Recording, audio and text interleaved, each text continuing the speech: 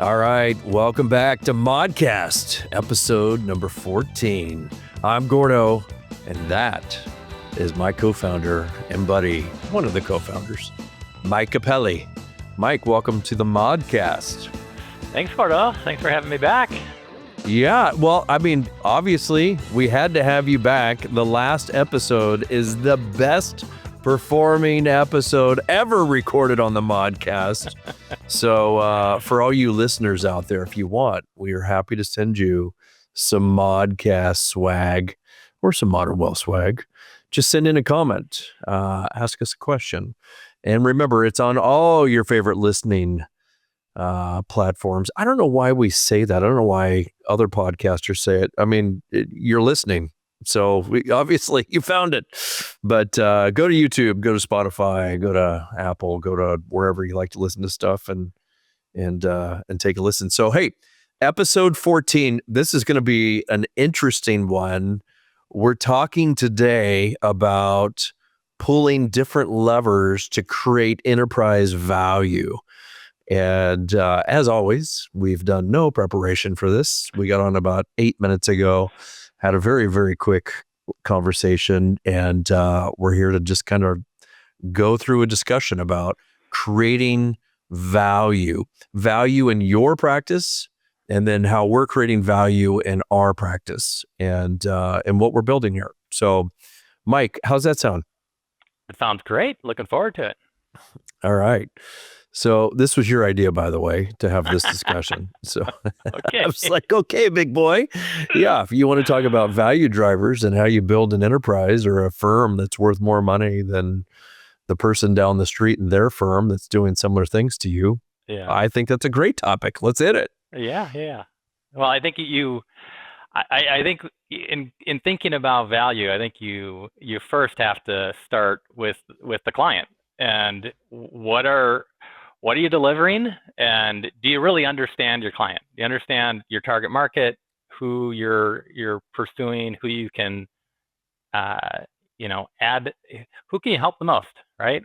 How can you add the most value in that relationship? And so I think this whole topic obviously is something that we've gone through in building our company. Yep. Right? We started at the beginning and kind of took our learnings from what we've learned over time, and we've got our target clientele, and we understand where kind of the leading edge of services are for that, and are very focused on delivering that. And I think that's what it helps with. It helps with providing focus and where your limited energy is going to. Yeah, I mean, yes, you have to start with who are you going to serve, right? It doesn't matter what business you're in. You got to figure out what that persona is that you're going to hopefully attract to your business, right? I think there's, so that's number one, is the client. Who's the person that's going to pay the bill? I think that one of the biggest mistakes I see RIAs make is, and we talked to 304 firms in 2024. 304. We're on pace this year to talk to even more. But so we're talking to firms daily, literally daily, and a lot of times what we find in these businesses that we're taking a look at is they say, oh yeah, I'm growing. I'm really growing. Right. And when you dig into the business, the P&L is growing because the market has just been amazing for the last, basically decade, more than that.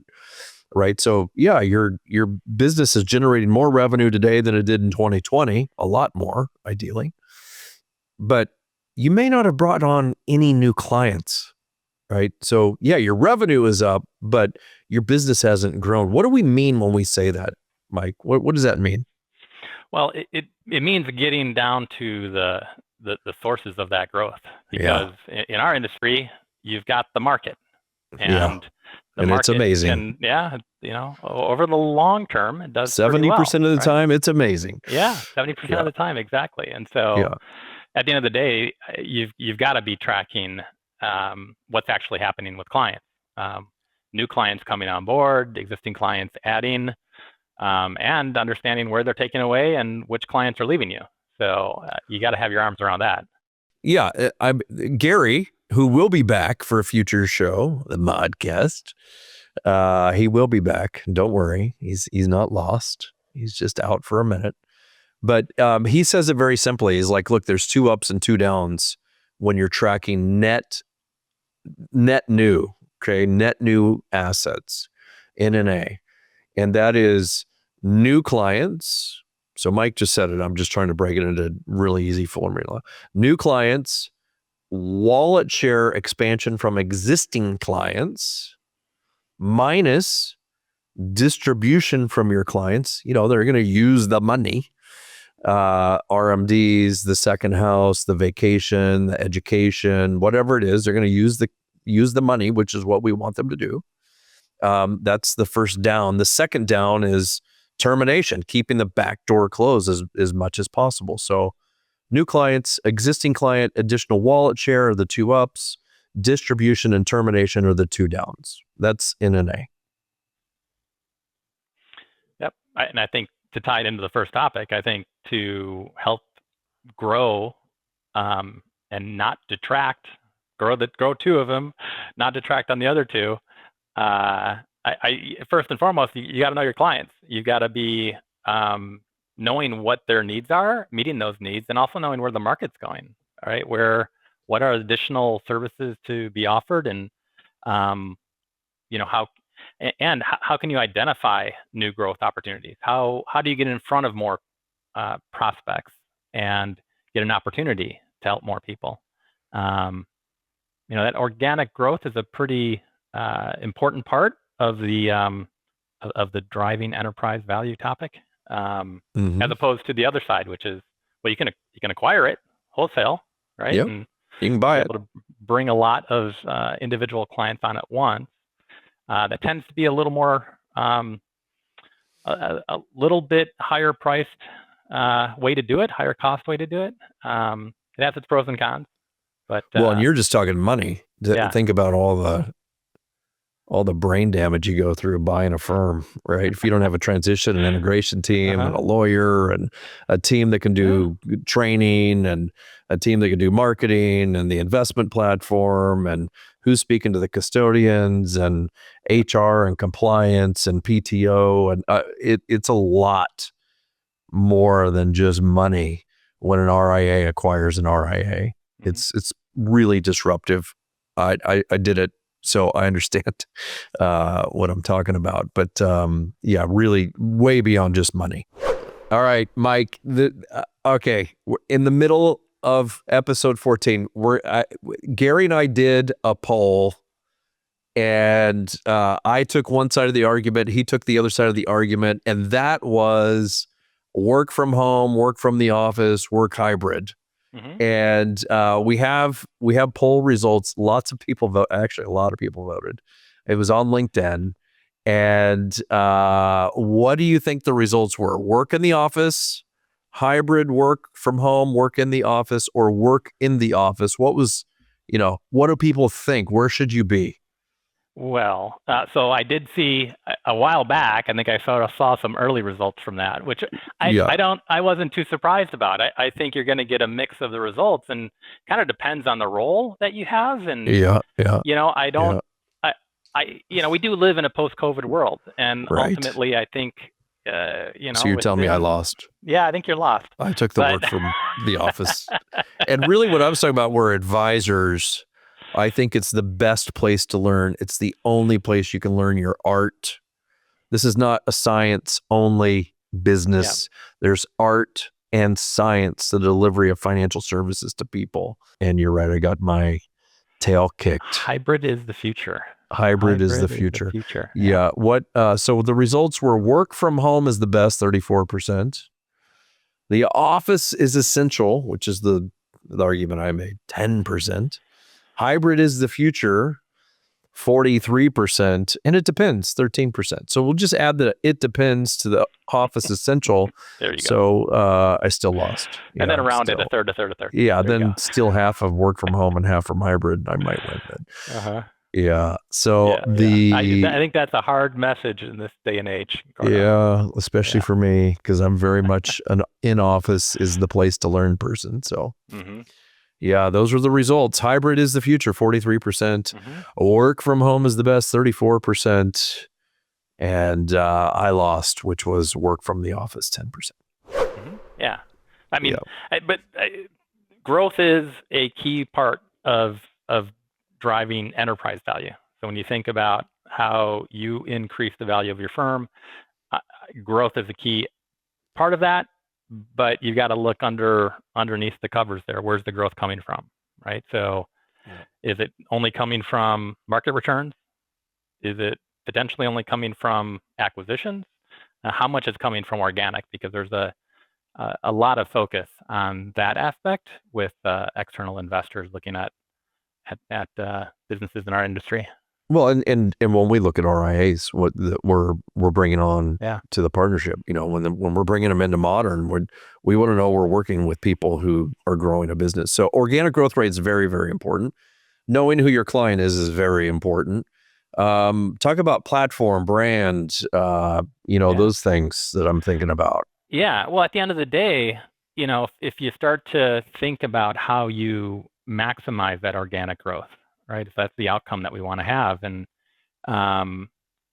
you start to realize how important it is to have a consistent brand message out to the marketplace, right? To kind of get the most return for your investment in the business and what you're doing from an organic growth perspective, trying to drive awareness out in the marketplace. You want to have a message that's as kind of complete as possible as to what does the company stand for? What are the services we're providing? What does that look like ultimately? So that prospective clients get that message, they get excited about it, they come on board, and of course now they're expecting that to happen, right? So you need to have a business that's actually then going to go and deliver on everything that has been talked about upstream.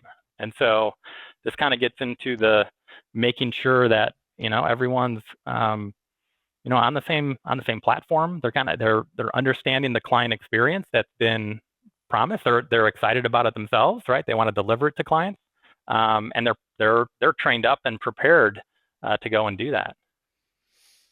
Yeah. So if I was an RIA thinking about kind of brand and platform, I think what you're saying is have a business promise that you're putting into the community, deliver on that promise to every client in the book of business, not just the top 10 or 20 or top 10 or 20%, but all clients are getting a very consistent, predictable delivery of service, and they're getting the full service offering. It's one brand. Oftentimes we'll run into a firm that has, hey, we're a $500 million book of business. 250 of it is really organized by these W-2 employees, the founder and maybe another advisor or two in the office. And then we have another 250 million that's these 1099 kind of advisors on the side. How does that play out? Well, I mean, I like to look at the market and say, well, what does the market say about businesses that are like that? Right.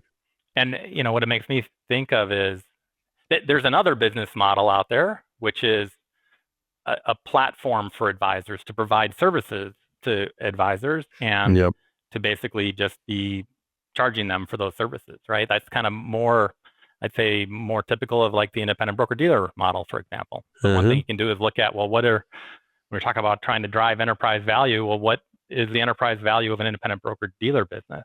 And that's quite a bit lower than what you would see in the market. It's not like an RIA. No, it's not. It's not. And so the example you brought up, you're kind of blending now. Right. Something that looks really, really great from a valuation perspective. I'm thinking about a firm I spoke to this morning, actually, that I'll describe in a minute, but keep going. Okay. No. Go ahead. So we're talking to multiple firms that have a W-2 model, and then they have these 1099 advisors that are kind of inside the business as well, right? And the firm wants to get the value of those 1099 advisors into their firm prior to the transaction, right? Because the enterprise value is what we're talking about. Right. right? That's today's Yep. talk. And they know that their firm is worth a lot more money if those W-2 or if those 1099 advisors convert to a W-2 advisor, right? So why wouldn't they just work in a W-2 environment from the beginning? If we're talking about driving enterprise value, because you risk your business at the end when you go to transact if those 1099s don't convert to W-2, right? So you've Yep. basically been a service provider to these 1099s all along, not created any enterprise value for yourself, but a lot of value for them, and then hoping to scrape some value on your transaction. You're trying to convert them to W-2 right at the last minute. That probably doesn't feel very good to the 1099 advisor, I think. Yeah, it may not always work, right? And Yeah, sometimes they leave. even for an acquirer, I think they'd look at that and just wonder, well, you want to see real, like, true integration, right? You want to see people that are operating, that they have the same approach, right, and a similar approach, and the value that they're thinking about and driving to clients ultimately. And so, well, integration's the next topic on my mind. Like, Yeah. right? So now we've bought a business, and what are we doing with it to create Yeah. value for Modern? Or Well, yeah. or you, the individual RIA out there, what are you doing to drive Yeah. integration? Well, if you believe everything we've said up until now, right? Yeah. And you've got to have this kind of consistent message and consistent delivery. Well, then you got to kind of actually figure out how you get there from point A to point B, right? And that's making sure that if, whether you're doing acquisitions or it's simply your new employee and new advisor onboarding process, that you have a process around that. You need to have a training team. If it is acquisitions, you've got to have a transition team that's bringing that business on board. You're bringing them over to your brand as soon as possible, like day one, hopefully, right? They're coming over to your brand. Of course, day one, they're not going to be doing it. They won't even know how to do exactly everything that you would want them to do with clients. But that's why you have to have a very concise integration plan. It doesn't go on for too long, and gets them trained up. And again, obviously they're joining you because they're excited about this, right? And so they're looking forward to kind of getting through that training, getting onboarded, getting trained up, understanding how to tap into all the additional tools, services, SMEs that they can bring to bear on their client relationships. Not to mention the new clients that you can send their way.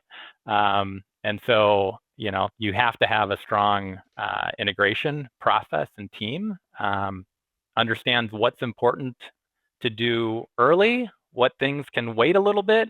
I'd say there's over our career doing this, there's been a lot of learning around how to optimize that process. Yeah, for sure.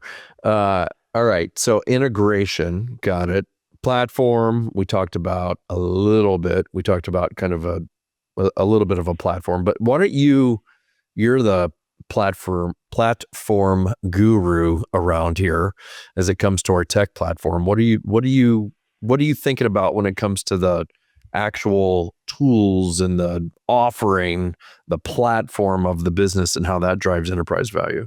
Yeah, well, one thing I'm trying not to do is go off and build everything that we might need. So I think one of the first things I'm trying to do is, like, how do we maximize the use of the key components that we have, right? From our portfolio accounting solution to our CRM solution to the financial planning tools we have. You've already got some kind of key components, and how do you really maximize your value from each of one of those in delivering this brand promise you've created, and right, all the services that you're delivering.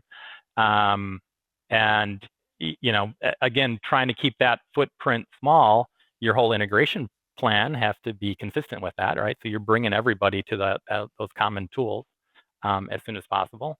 And where you do find gaps, you're trying to solve them. Just recognizing the fact that, yeah, you can go and build something, but if you can kind of keep it as thin as possible, you can really help reduce your ongoing maintenance costs, which everyone seems to forget. There's always ongoing maintenance for whatever you might go off and build. So if you're going to go build something, try and make it thin, light, easy. A lot of times that's just getting a kind of a skin on top of what you're providing the clients to help reinforce that overall brand promise and that message around the services you're offering. I'll say it this way. In my experience, building proprietary tools and technology provides zero value at the enterprise level. Mhm. You just talked about maintaining tech. Well, first you have to invent it. Then you have to build it. Then you have to maintain it. And then the fourth thing that people forget about is you have to evolve it, right? It's ever changing. So in my world, I haven't experienced an organization that has, in the RIA space, that has built proprietary tools and technology that's driven enterprise value. It just, I mean, can you think of one? No, I can't. And in fact, I might say I think it's the other way. From, from I enterprise think it's value. way the other way. It's detracted from value because you've got, again, you got to have inventors, you have to have builders, you have to have maintainers, you have to have people thinking about the evolution of the technology. You have bodies running around your organization now that are just focused on building, maintaining, and evolving technology that you get penalized for that when your firm gets valued. So use best-in-class tooling, right? And like you said, be very light, maybe put your skin over the top of it. But why would you go and try to reinvent the tool set? All right, so that's that. How about investment management? That's always one that we think about when we think about the value of our firm. I think this is, I think most people know this is an area that is highly scalable, right? And so it's something where a centralized solution can go a long way. You need to balance that though with what, the needs of your customers are, right? To keep going back to that theme. And so you need to make sure you've got a range of solutions that can meet the various needs out there. But this is also again an opportunity to scale the business because your advisors can spend less time worrying about the day-to-day of what's happening in the investment solutions. If you can invest in a centralized team that's handling that, they're on it 24/7. The advisors can focus more on client needs, and bringing in subject matter experts, right? So they can bring in that CFA as needed, or the CPA if needed, or the CFP, or, support behind them. It's an opportunity for advisors to really help scale themselves when you talk about the investment solution. Yeah, look, I've been at this since 2000, right? So I think 25 solid years, soon to be 26. You have a similar timeline in the industry, same with Gary. And investments is what got me into this business. It has certainly not kept me here, right? I very quickly learned that that's just noise in my calendar and it provides very little value to the client relationship. It needs to be done. It needs to be done really, really well. It doesn't need to be done by me because that's not what the client expects. The client knows that the advisor is probably not the best investment mind they could sit with, right? The advisor is there to make sure that the client's living the life they want to live, that they are using their money, that they are preparing for the future, right? Enjoy to tomorrow and be confident about the future. And that's really the advisor's job. So when we think about building real enterprise value and what investors are looking for when they look under the hood of businesses like ours, they want to see that advisors are advising. They're not playing rep as PM, right? That there's a real infrastructure to the investment platform behind the business that the advisors are tapping into, that there's investment specialists that the advisor can connect with, that can talk to clients or help with the investments themselves. But rep as PM is not a value driver in an enterprise of any size. And you can take it a step further when thinking about advisors, in that, some really enjoy meeting with clients on an ongoing basis and providing ongoing service to them. Others are really excited about introducing strangers to the firm, right? Taking prospects, making the clients. And, I think we find people are kind of naturally predisposed to one or the other. And so just thinking about driving enterprise value, I think it also comes down to kind of creating the right career paths for people. And Yep. so being able to let people do what they really get excited about, what gets them out of bed in the morning and often wanting to do. And, you can take that further within the company as far as just creating career paths around a larger enterprise, right? That's another value driver, I would say, for an organization more generally. For ours, for sure. Yeah. Right. Yeah. This is actually getting to the next, I scribbled down a few things, organic growth rate, NNA, platform, brand, culture, investment management, consistent brand story.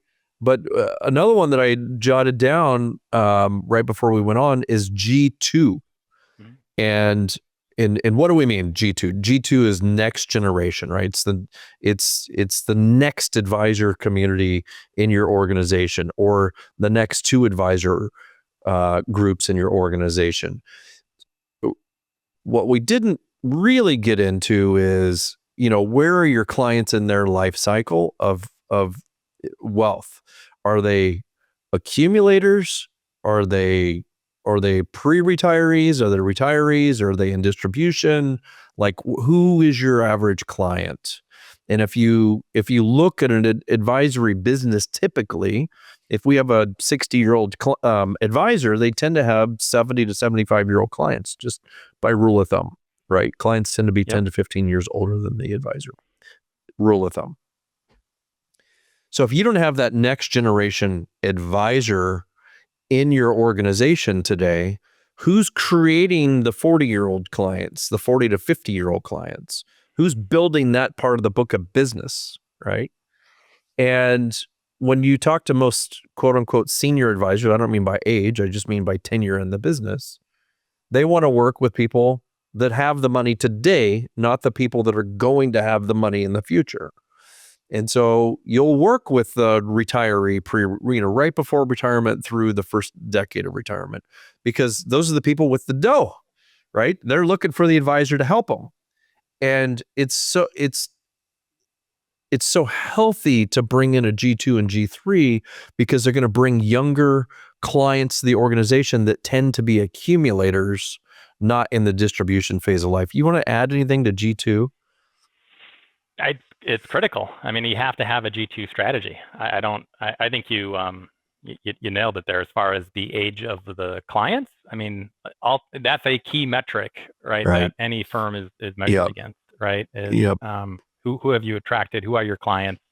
And I think also another strategy around that is thinking about your how you engage not only using advisors to be able to kind of engage the next generation, but are there things you can be doing to go through the parents and have more kind of family-oriented type of services or value add, things like that, to really help them.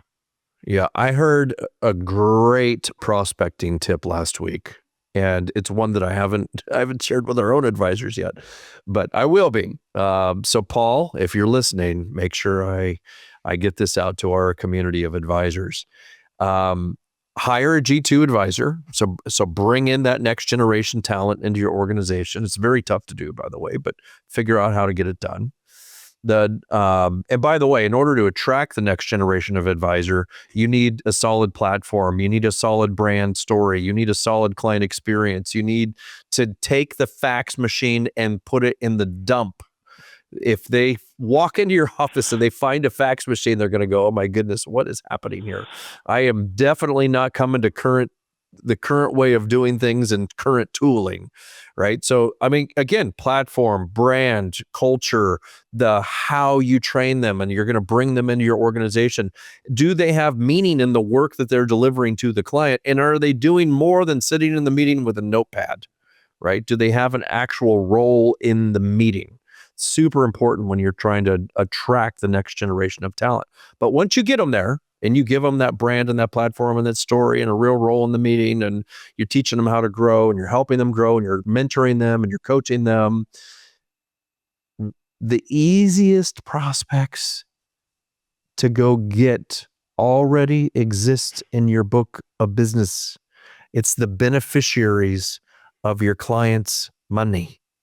So an easy prospect list to go create are all the beneficiaries of your client's assets. And then work with the client and say, I see that your son and daughter are going to be the beneficiaries of your estate.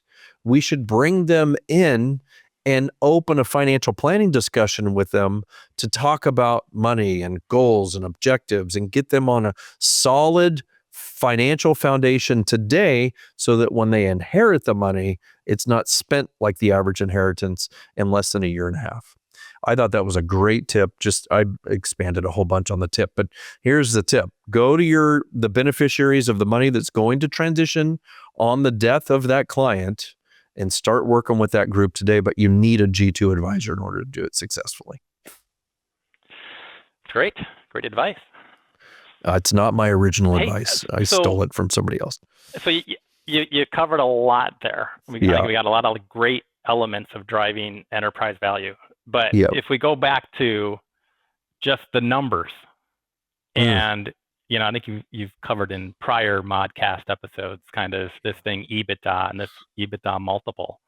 So what's one of the key things that drives that multiple up higher? Well, size definitely matters. Yeah, we haven't talked about that. Size definitely matters in this argument or this discussion. Yeah.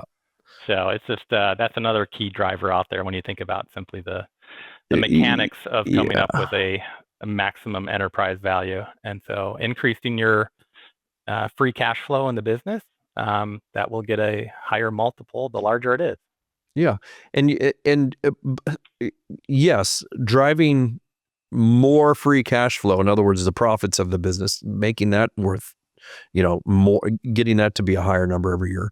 That's important, but you still have to invest in the business. You can't come to somebody like a Modern and say, look at me, I'm amazing. I have 80% margins. Like that means you've not invested in the business actually. So to have a healthy, productive practice, you still need to spend money. You need to spend it on marketing and your people and your technology and growing the business, serving the clients, right? So don't think because you're driving 75, 80, 85% margins that you have a great business. Actually, I know the majority of the buyers in the marketplace today, and we're all going to say, okay, but you don't have a company here. You have something that's producing a lot of free cash flow to you, but it's not going to translate. It's not going to transition. So yes, size matters. So if we're going to wrap this up, Mike, any last comments that was my last on? one. That seemed like the missing piece right there. Yeah, it was like the obvious one we hadn't talked about yet. Yeah. All right. So if we recap it, we're gonna start with the last one. Size matters. Your growth rate matters. The people in your team /G2 matters. Integration matters. Brand, type of client, demographic of the client, where's the client in their life cycle of being a client, investment management, your culture, having a consistent story, being obsessed with driving new client growth. Those are all things that are big enterprise value drivers. Anything that I missed? I think you covered it all. You got it there. All right. Good wrap. Well, we covered it all. I just recapped it. All right. That's Modcast episode number 14. That's Mike Capelle. I'm Gordo. It's been a lot of fun. Go to Modcast.show to connect with us. Share it on all your favorite listening devices. And we'll see you next time.